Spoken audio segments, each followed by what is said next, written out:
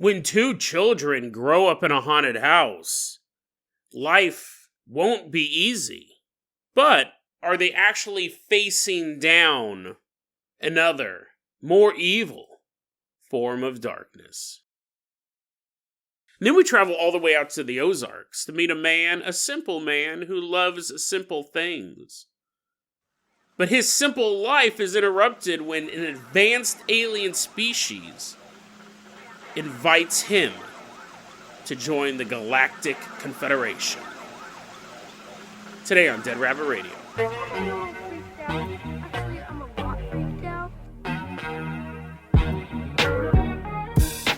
Hey everyone, welcome back to another episode of Dead Rabbit Radio. I'm your host, Jason Carpenter. I'm having a great day. I hope you guys are having a great day too. I hope you guys had an awesome weekend. I finally did it. I finally watched the first Dune. I talked about it for the previous 2 weeks. I loved it. It was totally awesome. I didn't know nothing about Dune. And now I know 2.5 hours worth of it. I was totally enthralled into that story. I knew nothing about it. I never saw that kid, that Timothy kid, ever act in anything except when he hosted SNL. He's a really good actor.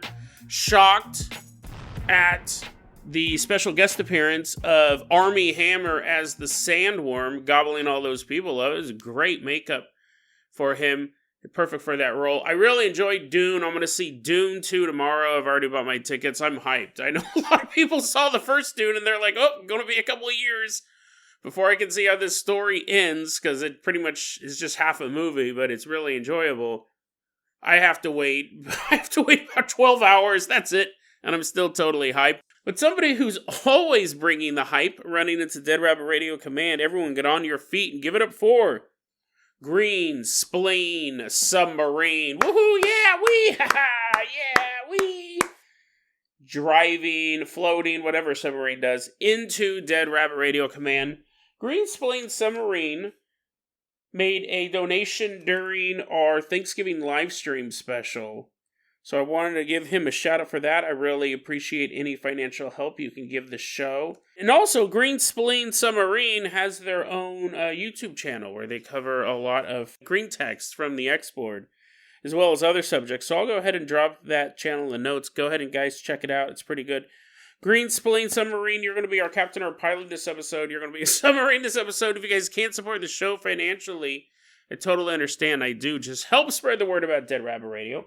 That helps out so much. Tell your friends, tell your family, tell everyone you know. Dead Rabbit Radio is your favorite paranormal show. Also, Patreon members get the show ad-free. We got one more thing to say real quick. Oregon Ghost Conference, March 22nd through the 24th in Seaside, Oregon. I will be there speaking 10 a.m. March 23rd. Can ghosts tell time and other perplexing questions, but I will be there at my booth Friday night, Saturday all day, and you'll see me walking around Sunday. So if you guys need something to do, if you guys are super bored, or you just want to hang out with other paranormal-minded people, Oregon Ghost Conference, March 22nd through the 24th. Be there and be scared. Green Spleen Submarine, I'm going to go ahead and toss you the key. Why don't we just climb inside you? Everyone climbs. He's like, I'm not a real submarine. We're all ripping him open. I'm like, you get in the ribcage. I'm going to slip my feet right through his mouth. I'm going to sit on him. Green Spleen Submarine, we're going to pilot you, your corpse, all the way out to a house in the suburbs. It's the sound of him drowning. That's the sound of him drowning as a bunch of people are living in his body. This is your first episode of Dead Rabbit Radio, by the way. You're like, wait, what? Why is he talking about Dune? Why did he just eviscerate one of his financial supporters and crawl into his body? I'm wearing him like my own skin suit now. I'm like, I am Green Spleen. We finally show up. If this is your first episode, I truly do apologize. We're headed all the way out to this house in the suburbs. We get there, and it looks like a totally normal house. It looks like a house that we'd see just driving by. You drive by these houses all the time. You don't even think, what could be going on in there? Well, this time we're actually going to find out. We're going to meet this young girl, or maybe find out. This is kind of an interesting story. We're going to meet this young girl. We don't have real names. We'll call her Monica. She's 8. Then she has a little sister named Clara, who's around 1. They live with their mom and their dad, and they live in a haunted house. But not like the cool kind of haunted house. My old buddy Steve, back in high school, he lived in a house where one day I don't remember if he was walking down the hallway. It's funny either way, but either he was walking down the hallway or he was just in his room when all of a sudden, if I remember the story correctly, I mean, I heard it 30 years ago, but I know Steve listens to the show every once in a while. He supports the show through the Patreon too, but he told me when he was a kid, I think he was walking down the hallway, all of a sudden, a ghost came down the hallway. But, again, that'd be fine, right? You're walking down, you'd be like, no, Jason, I'd be peeing my pants and walking down the hallway, turn around, there's some old man following me. That would be scary enough. But if I remember this story correctly, Steve, correct me if I'm wrong, he turns around and coming down the hallway was like either a man on a horse or a man on a covered wagon. That's far more terrifying, right? You're like, oh, not only is this ghost chasing me, he's moving in. He starts unloading all of his ghost goods, sets up a little cot, cooking a can of beans right where your living room is, a little ghost fire. He was walking down the hallway when he was a little kid, and he turned around and he saw a ghost leading a covered wagon, chasing him down the hallway. Now, Steve can go, that never happened. I don't know. I never told him that story. It never happened. I'm pretty sure it was Steve. I'm pretty sure it was a covered wagon. But you could deal with that. You could deal with that kind of ghost. You could deal with... You woke up in the middle of the night, harmonica music. You're like, ghostly harmonica music. You're at school. You're singing, she'll be coming around the mountain when she comes. It's just like constantly stuck in your head. But that's not what we're talking about. This haunting is a very interesting story. We'll discuss it when we're done. This might be one of the most bizarre hauntings that we've covered on this show.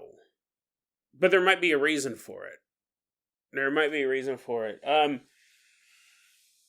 Monica keeps using the term ghost, demon, and negative spirit kind of interchangeably through her narrative. She goes, I don't know what it was. I don't know how to classify it. But whatever it was, ghost, demon, or negative spirit, it was hostile. And it caused some crazy effects in the house. It wasn't like a ghost walking down your hallway. It wasn't walking into your bathroom and you see a little girl crouch down behind the toilet and then she vanishes right when you flick the light switch. Nothing like that. One of the big issues that they suffered in this house, and this affected both Monica and Claire, because they've talked about this over the years and it went on for a period of time, even though Claire was 1 when this started. As she got older, they could compare notes. First off, time dilation. Monica said we would be in the house and it would feel like days upon days upon days of time would pass. But when we left the house, only a day or two had passed. You chalk that up to being a kid, right? Kids have a wonky sense of time. 1 year to an 8-year-old is 1/8 of their life. It seems incredibly long. 1 year to a 50-year-old is 1/50th of their life. And that's why time tends to speed up as you get older because your scale of measurement is bigger. Okay, yeah, it could be a issue like that. The weekends are super boring, and then you're like, dude, it feels like we've been in this house for 5-6 days, and then you wake up, you go to school, and you're like, oh, it's just Monday. We actually haven't been stuck in the void that leads to the forever. Monica said also there was this weird, I don't even know how to classify this as far as a haunting. Monica said me and my sister would get stuck together. When we touched each other, it was kind of hard to make sense of the grammar of the sentence, but I'll try my best. If I touch my little sister Clara, an invisible replica can be felt. And that replica will stick to you. And you have to place your hand in the same spot and absorb the invisible in order to receive it back. That's a direct quote, that last part. And then she continues, quote, if not, then a part of you will be missing. So if I touched you, I would feel an invisible you stick to me. And for us to get unstuck, I mean, obviously they could run around playing tag. They're all tagging your head off. Soul's getting ripped out of the body. Clara just falls over slumped. Probably should have joked much during this story because I have a theory about it, but you touch somebody and an invisible replica of them is made, and now you have to repeat the touch. So either you get part of your soul back or whatever it is, or they get part of their soul back. Weird. I mean, like, what else would I can't even think of an alien story that has such a bizarre power to it. Another weird one. She goes, while we were in the house, it wasn't just the time dilation. We would age up. We would get older in the house. Like, you go, Jason, everybody gets older every single day. Yeah, the way she explained it, I think there's some grammar issues. English might not be the first language, but they would age up in the sense that they would say things, and I'm assuming also act a way that a young child would not, but an older woman would. Because she talked about we would say things to each other that were actually, quote, future lines, unquote.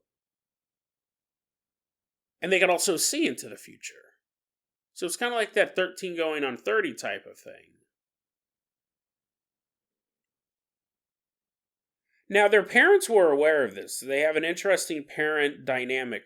Monica goes, my mother was fully aware that there was some negative force in the house. And she was very, very Christian, very, very religious woman. She would constantly be praying. She'd be putting religious objects all over the house, trying to ward off this evil. Monica seems to think that this spirit, whatever it was, attacked the girls primarily because they were the weakest. Just like an animal in a jungle would attack, the weakest, the youngest, the babies of a pack. It was the same thing here. She doesn't really mention her mother being affected by this. She does mention her father, though, being affected by this. Being possessed by this force.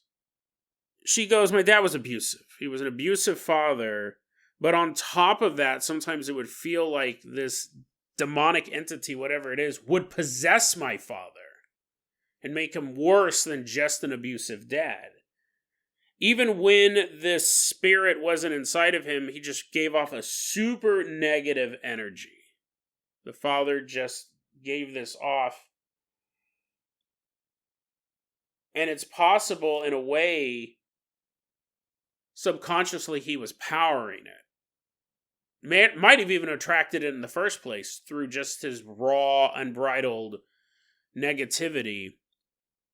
May have brought this demon into the house, at the very least was giving it more energy to work with. Apparently this whole activity lasted 2-3 years tops. And after that point, they were no longer having issues with the time dilation, getting stuck together, looking into the future, anything like that. It's interesting because she starts off her narrative by saying, when I was about 8 and my little sister was 1, our house was haunted by either a ghost or a demonic spirit. Then she continues, that spirit was suggested by my Christian mother to be my dad. He is alive and lived in the same home as us. So again, I don't know if there's a translation error there, because then she kind of goes on about her dad powering it. I don't know if there's a translation error there or they didn't understand what her mother was saying. It is your dad. Your dad is the cause of all of this, or your dad is the one actually doing this. But fathers can't cause time dilation or soul splitting or anything like that. What does that sentence mean? Well, there's a couple different ways we can look at it. It's interesting because there is, as far as I can think of, no haunting that has these same attributes. This would almost seem more like the house itself was in some sort of a quasi-real state. It had one foot in this dimension and one foot in the other. It wasn't necessarily a negative spirit. It was a portal. The house itself was charged. This sounds more like me and my buddies went to a old abandoned structure in the middle of the woods, and it was super weird. We were seeing into the future. When we touched each other, it felt like something was being ripped out of us. This is way off the charts for even a demon.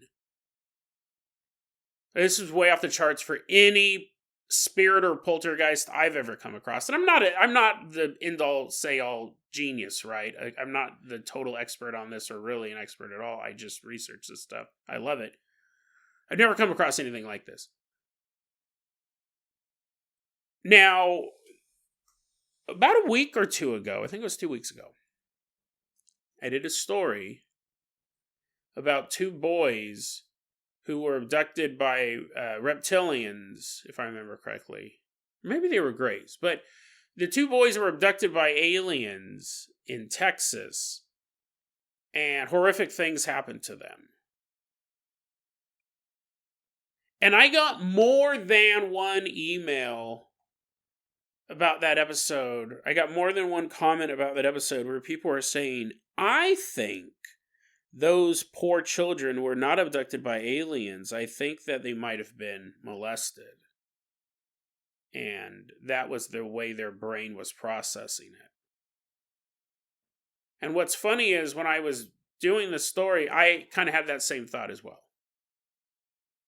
I didn't touch on it because I had touched on it in the past, and I didn't want to come to the point where so many of these stories I just started saying maybe they were abused. I did have that thought in my head, but I go, let's just stick with the straight alien narrative for this one. But that did pop in my head. So when I started getting the comments and the emails, I was not surprised that other people were reading into that story.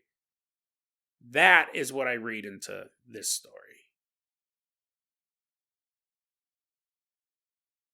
That might be the answer to this. And the reason why, it's because either they attracted one of the most, this is a demigod. Either they're living on an incredibly active ley line crossroads, their house was charged, it was a gateway. It was basically LAX for the supernatural. That would explain it. A 1 in a billion location on the planet Earth could be this powerful.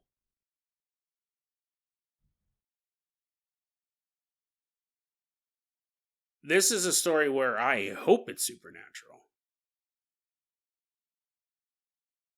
It's just so far out of the power rankings of anything paranormal.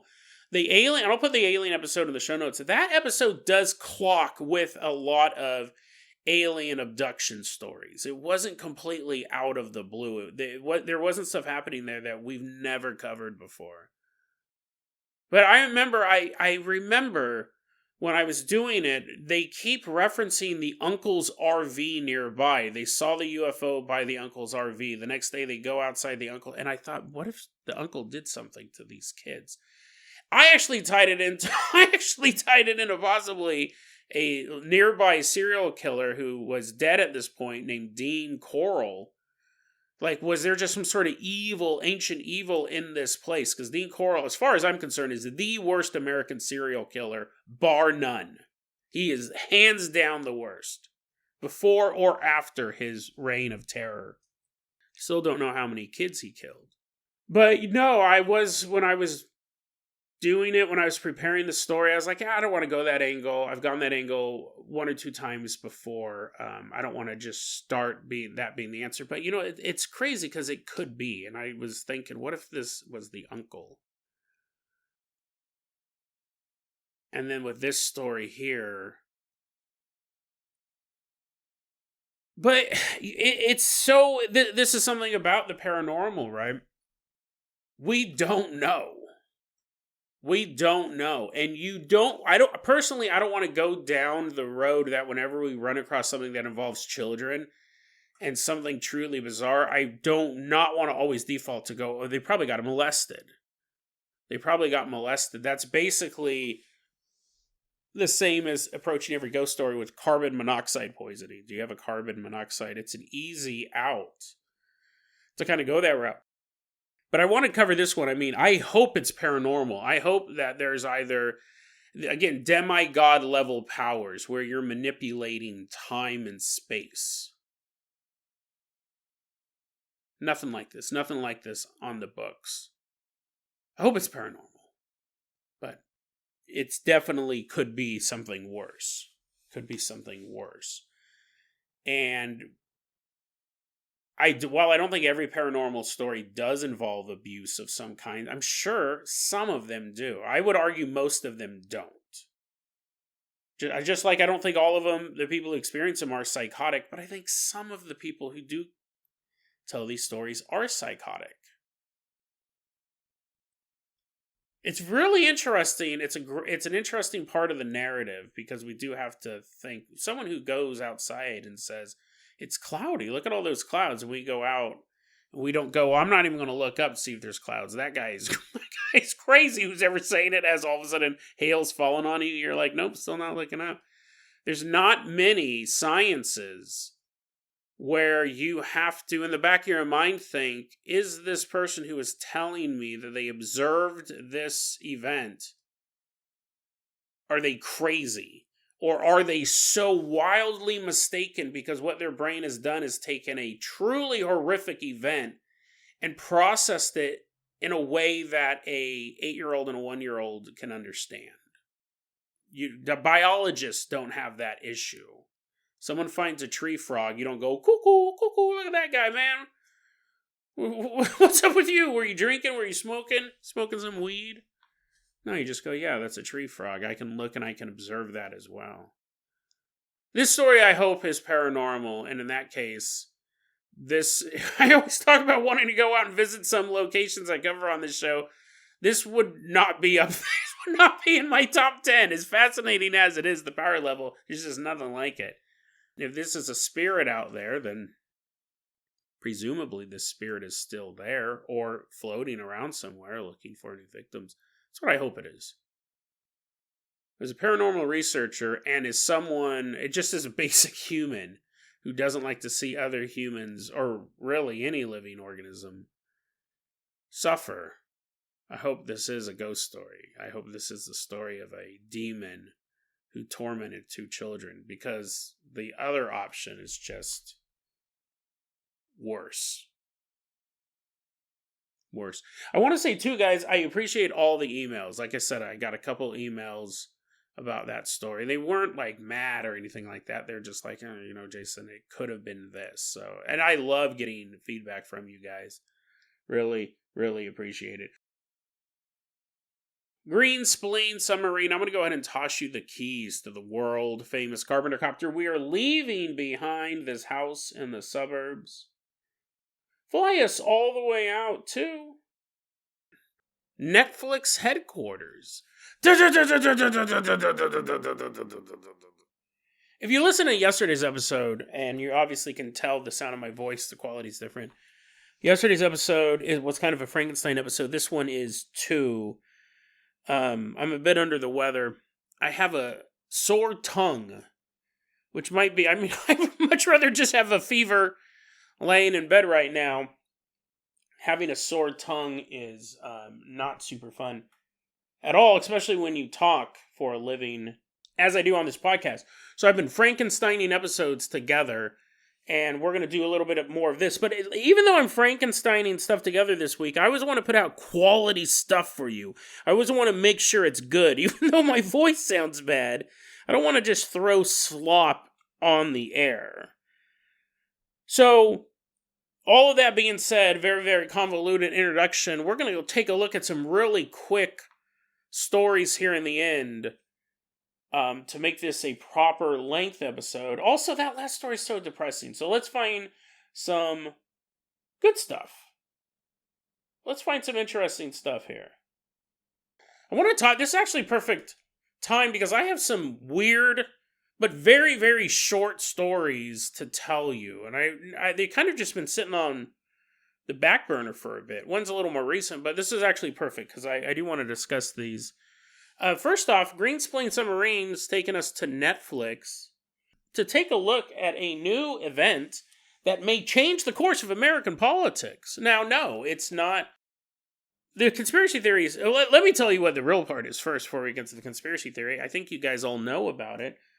July 20th, 2024, Jake Paul and Mike Tyson are going to have a boxing match. And people who aren't even fans of boxing are looking forward to this. I'm a casual fan of boxing. I really do enjoy watching it, but I usually don't have time to do a lot of stuff. Like, I love NASCAR, don't have time to watch races. Casual boxing fan, I'll kind of follow along or catch highlights on YouTube, stuff like that. But people who aren't fans of boxing want to see Jake Paul get beat up. Even if they don't really know who Jake Paul is. They just know Jake Paul is a YouTuber and they want to see him clobbered by Iron Mike Tyson. Arguably the best boxer of all time. Up against a 27-year-old YouTuber. And to be fair, at this point, Jake Paul is a boxer. He trains, he's done matches, people have complaints against who he fights against, mostly old men, and we'll get into that in a second. But to say Jake Paul is just a YouTuber is like saying Steven Spielberg makes made-for-TV movies. Yeah, he started off making a made-for-TV movie, but now he makes movies like War of the Worlds and Munich, which are I think those are his two best films, honestly. You can't just say, oh, he's a TV director, because that's how he started off. Jake Paul, 27 years old, clocking in at around 200 pounds, 199, something like that. Mike Tyson, Iron Mike Tyson, heavyweight champ, but he's 58. So that's the reason why a lot of people are saying, you're taking one of the greatest boxers of all time. But he's also 30 years older than the guy he's fighting, and you do lose endurance and speed. I think Tyson has a strength advantage over him, but this is a conspiracy theory. Fascinating thing. I can't wait for that fight. I was super excited to see it. Apparently some of the rules are coming out. They might have to wear headgear, which would disappoint a lot of people who want to see Jake Paul get brain damage. But I would argue, even if you had on headgear, a solid punch from Mike Tyson, you're losing some brain cells. I've had so many concussions from fighting that I have brain damage. We've talked about that before on the show. I have a very hard time recognizing faces. I'm actually very good at names. I just don't recognize people, and I can't tell time. I cannot tell how much time has passed between moment to moment. It's very, very difficult for me. Time dysmorphia is that, and then facial blindness is the other one.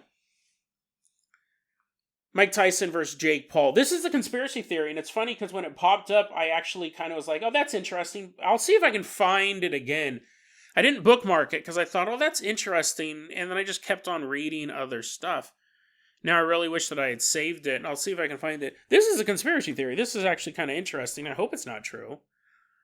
This is going to be one of Netflix's biggest live events, if not the biggest live event. You're going to have people who don't even like boxing watching Mike Tyson try to murder Jake Paul. Or a lot of Jake Paul, Paulino fans, whatever they call themselves, impulsives, watching the fight just to see their guy take on one of the greatest boxers of all time. You're going to have people all around the world watching this fight live. The conspiracy theory is this. This is all a setup. July 20th, 2024 is the fight. We're all going to tune in to watch Jake Paul versus Mike Tyson. Jake Paul is going to kill Mike Tyson.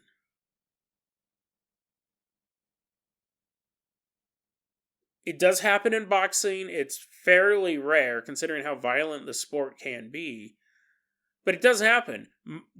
Jake Paul is going to kill Mike Tyson. It's going to look like a normal boxing match gone bad.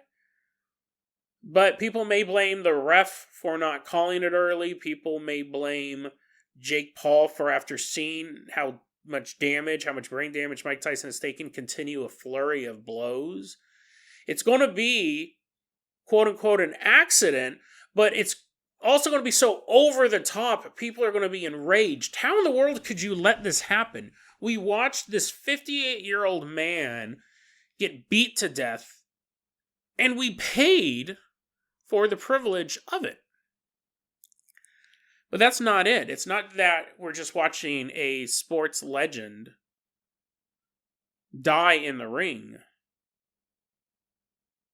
What the world will see, and more importantly, the American population see, is a young white man beating an old black man to death. Live. The conspiracy theory is the reason why this is planned out is because this is, 5 months before the election? What will happen is you will see a mass uprising in the black communities around America, and they'll be like, enough. We're done with this. We are not going to let this happen again. We're not going to let some young white guy kill an old black man. We all watched it live on television. It's almost like a human sacrifice. You're going to see mass protests. You're going to see huge riots, giant gatherings, speeches about the evils of racism. You're going to see politicians quickly try to take sides on these issues. You're going to see people reflexively, this happens all the time, it's the weirdest thing. One political party says, this is evil. And then another group of people will say, well, actually, ... And it's a reflex. Like, some stuff is just undeniably evil. Some stuff is just awful. But because one person says it and you don't like that person's politics, you go, well, actually, ... We're going to see that, and we're going to see just this chaos 5 months before the election, and it's going to help Joe Biden maintain the presidency. This is what's interesting about this conspiracy theory. I don't buy that last part. It's super interesting. So, and again, I think that, you can write this up and you go, I have a conspiracy theory. A is going to happen. Mike Tyson's going to be killed live on television. And that will help Joe Biden maintain the presidency. I don't follow that line of logic.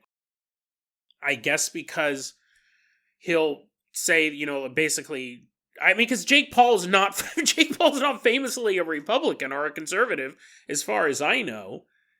I don't know. I don't follow that through line. I think it would create chaos. I think it absolutely would create chaos to the point that maybe there would be talk of suspending the election, there's always talk about that. Have you noticed that? Two things get talked about. I've been a conspiracy theorist pretty much my whole life, but I can track this back to really the Clinton administration when I was totally aware of this. There's two things that pop up every election season. One, a conspiracy theory that the elections will be postponed and the person in power will stay in power. I've seen that with both Clinton and Bush and Obama and Trump. So I can see Biden, that conspiracy theory as well. They're just going to postpone the elections. The other conspiracy theory is that I've heard since Clinton, and that's why I always blow it off, he's not going to leave office.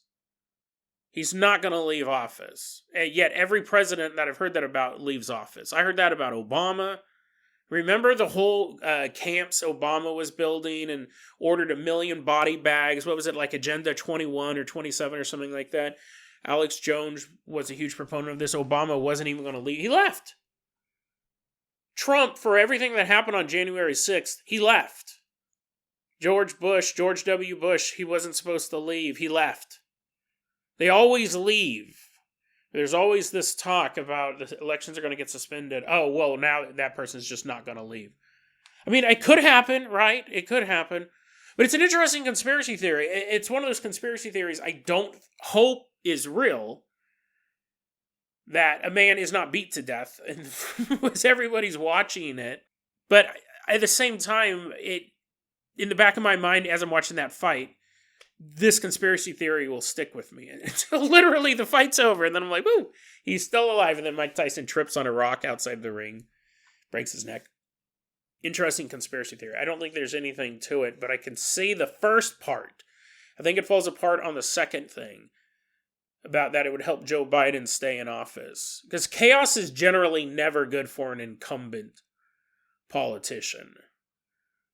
But if you did want, if you did want chaos, if you just didn't really care who won, and I think the real people in power, right? We talk about groups, Trump called them the deep state. They used to be called the shadow government. There are people who work in D.C. who wield more power than the president. 100%. It's not even a conspiracy theory. Chaos is, they may just want chaos.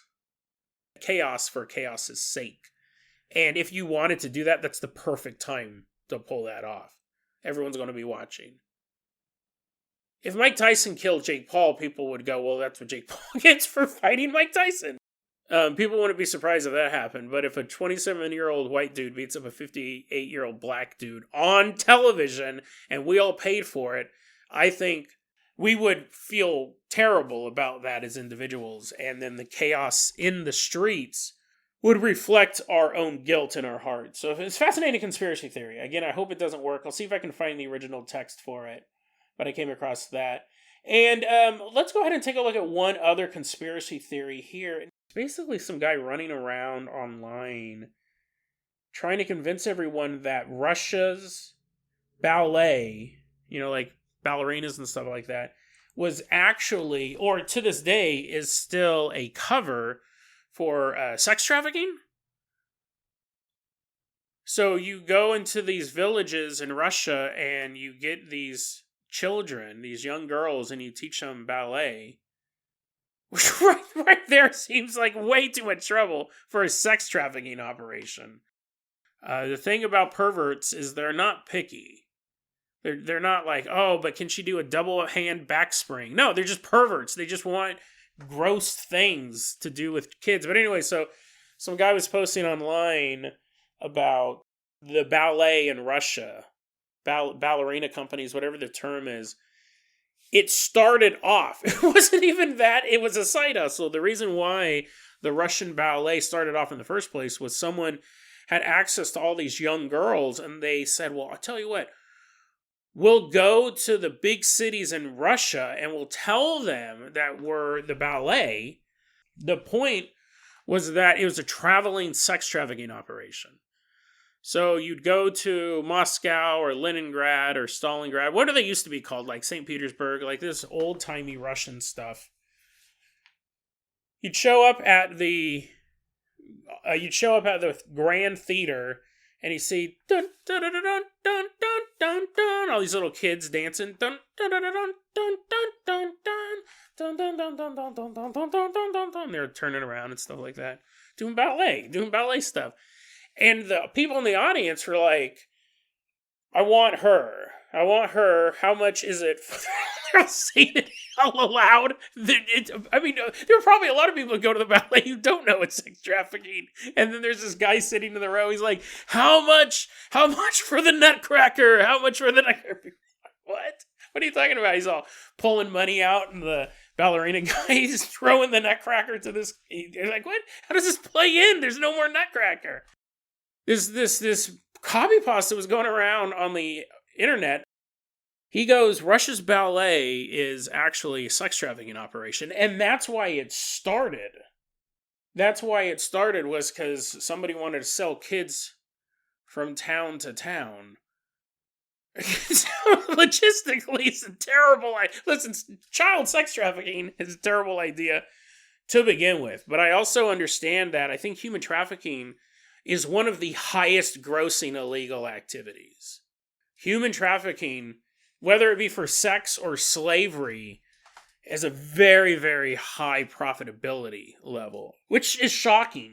I thought it would be easier to bring over kilos of coke in the back of a Honda Accord than it would be to throw a bunch of humans in a shipping container. But apparently it's not the case. Apparently, human trafficking, you can make more money. But if you had to train them to be ballerinas, Now it's kind of eating into your profits. I don't mean to be making light of this situation.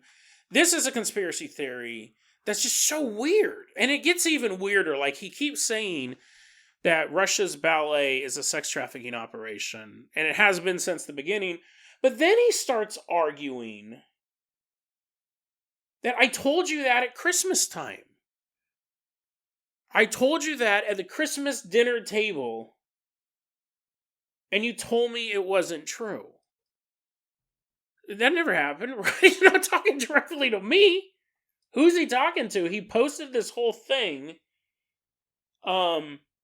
It's obviously, he uses a lot of bad language. I guess he's exposing human trafficking. That I can give him the use of the F word a couple times, but let me read out to you what this says here. It says, he gives his thing about, in Russia's Ballet, used was to sell cute peasant girls to the Russian nobility, which is what I said at the Christmas dinner table, when the young woman was saying, ha ha ha, he is probably a ballerina or something. I don't actually watch ballet, but she was talking down to me, so I said Russian ballerinas look good.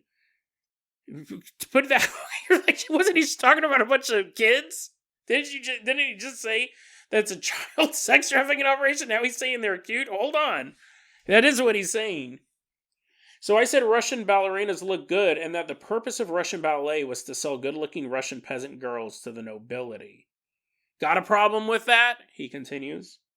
I will find you and torture you and then kill you dead, since you oppose child brides.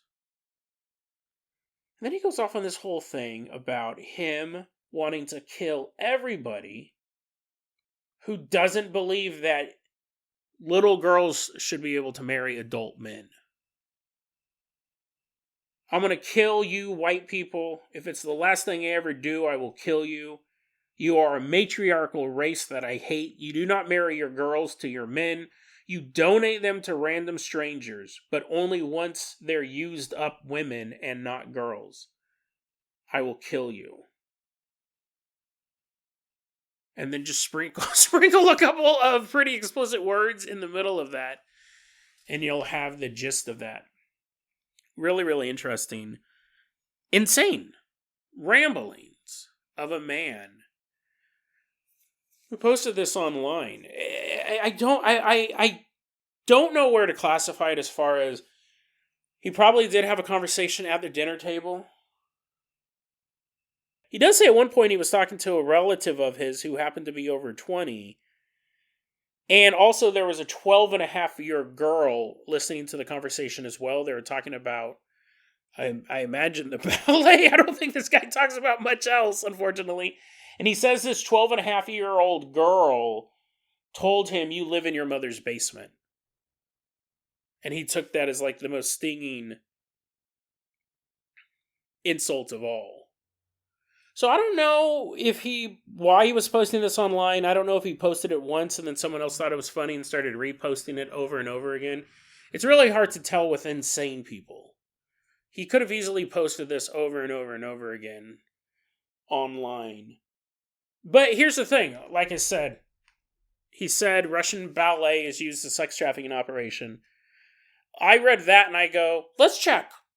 Right? Let's check. I cover enough conspiracy theories. I thought maybe back in the 1700s, 1800s, maybe there was a scandal. I wasn't able to find any proof of that. It wouldn't be out of the realm of possibility, but I just think it's such a bad business model. Again, sex trafficking is a terrible business model to begin with. But imagine having to, not only are you kidnapping people, but you're turning them into world-class athletes. And then you're selling them. Like ballerinas are on a Mike Tyson level as far as fitness goes. Especially Russian ballerinas. It's no joke. It's absolutely no joke. I think you could argue, here's a creepy conspiracy theory. I'll just throw off, I just thinking about this. During Halloween time, you see all these advertisements, and you'll see them on the bags. You go to like a Walmart or something, you're looking for a cheap Halloween costume, and you see a Flintstone costume, and there's a picture of a guy wearing the big leopard, saber-tooth tiger fur, whatever it is, and yabba-dabba-doo! You're like, oh yeah, that's Fred Flintstone. And then You walk over and you see like a sexy woman vampire and she's like dressed up in the black thing. You're looking for your costume. Well, there's obviously always a kids section. And you see all the kids and it's cute kids wearing, like their little vampire costume or a little Scooby-Doo costume or Power Rangers, whatever. What if there's a child sex trafficking operation that uses costumes to sell kids to people? Like you go, you're standing in your aisle, you're like, oh, should I be a Yogi Bear? Or should I be the Demogorgon? And then behind you, there's some creepy old guy, and he's like going through all the kid costumes, and we hear him going like, this one, no, this one. And you're like, what, does that guy have a niece or something? That is a more believable, like, wow, Jason, you've ruined Halloween for me. Now whenever I look at all the pictures of the kids in their costumes, I'm going to be totally creeped out. That's a more believable conspiracy theory, right? You would have someone look at the costumes and there'd be like a little number. Wouldn't that be terrifying and creepy if there's an elite sex ring that uses little kids' Halloween costumes as marketing for the kid?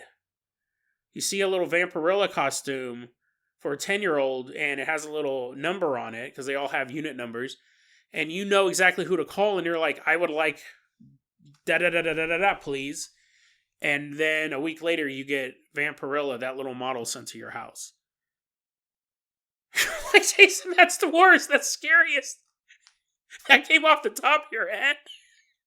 That's like the scariest thing I've ever heard. You've ruined Halloween. From now on, if you have kids that are like, let's go Halloween shopping, you're like, no, never again. Never again. You guys are going to be ghosts for the rest of time. You guys are just going to get pillow sheets with eye hole cut out, because I listened to an episode of Dead Rabbit Radio and he told me the scariest conspiracy theory ever. It's the worst. I think I've officially ruined Halloween for myself as well. So we're in the same boat. I guess we'll be ghosts this year as well. DeadRabbitRadio@gmail.com is going to be our email address. You can also hit us up at Facebook.com/DeadRabbitRadio. TikTok is @DeadRabbitRadio. Dead Rabbit Radio is the daily paranormal, conspiracy, and true crime podcast. You don't have to listen to it every day, but I'm glad you listened to it today.